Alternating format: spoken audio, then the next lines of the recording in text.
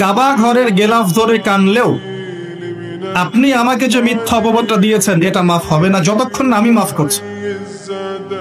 কথা কি বুঝতে পারছেন? মনে করেন আপনি আমাকে মিথ্যা একটা অপবাদ দিয়েছেন এবং ধুয়ে রেখে দিয়েছেন একদম মিথ্যা অপবাদ দিয়ে, যতক্ষণ আমি আপনাকে মাফ না করছি, কাবা ঘরে গিয়ে গেলাফ ধরে কান্নাকাটি করলো এই পাপ মাফ হবে না ইনশাআল্লাহ। এই অবস্থায় মৌত হলে কি হবে? পরকালে দেখবেন আমি দাঁড়িয়ে আছি আপনার জন্য, আপনার হিসাব হচ্ছে, হিসাব শেষ। আপনি সালাত, সওম, হজ জাকাতের নেকি নিয়ে উঠেছেন, কিন্তু দেখছেন আমি দাঁড়িয়ে আছি, আমার মতো আরো 10 জন দাঁড়িয়ে আছে। ওই 10 জনকে আপনি গালি দিয়েছিলেন, অপবাদ দিয়েছিলেন, তাদের গীবত করেছিলেন, তাদের সম্পদ বা সম্মানের হানি করেছিলেন। এখন কিয়ামতের মাঠে আপনার নেকি দিয়ে এই ঋণ শোধ করতে হবে, অন্য কোনো অপশন নাই। আর যদি নেকি শেষ হয়ে যায় তখন কি হবে? তখন আমার আমলনামা থেকে কিছু গুনাহ আপনাকে নিতে হবে।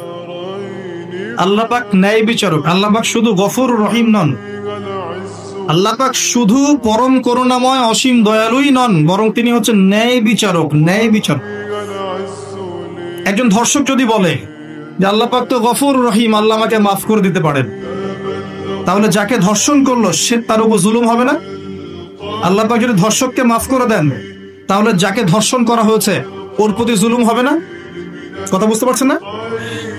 মনে করেন আপনি নাউজুবিল্লাহ কারো সম্পদ আত্মসাৎ করেছেন, এখন আল্লাহ যদি আপনাকে মাফ করে দেন, তাহলে এই যে যার সম্পদ আপনি আত্মসাৎ করেছেন এর উপরে জুলুম করা হচ্ছে না?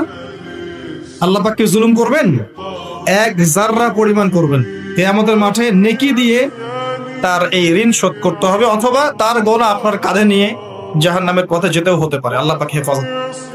কাউকে অপবাদ দিয়েছি, কারো সম্মানহানি করেছি, কাউকে মিথ্যা অপবাদ দিয়েছি, কারো প্রতি হিংসা করেছি, বিদ্বেষ রেখেছি, কারো সম্পদ আত্মসাৎ করেছি, কারো জিনিস চুরি করেছি, ছিনতাই করেছি বা ডাকাতি করেছি, বা কারো সম্পদ আত্মসাৎ করে নিজের পেটে ভরেছি, প্রতিবেশীর জমি মেরে দিয়েছি, দুই প্রতিবেশী চাষের জমি জোর করে জবরদখল করেছি।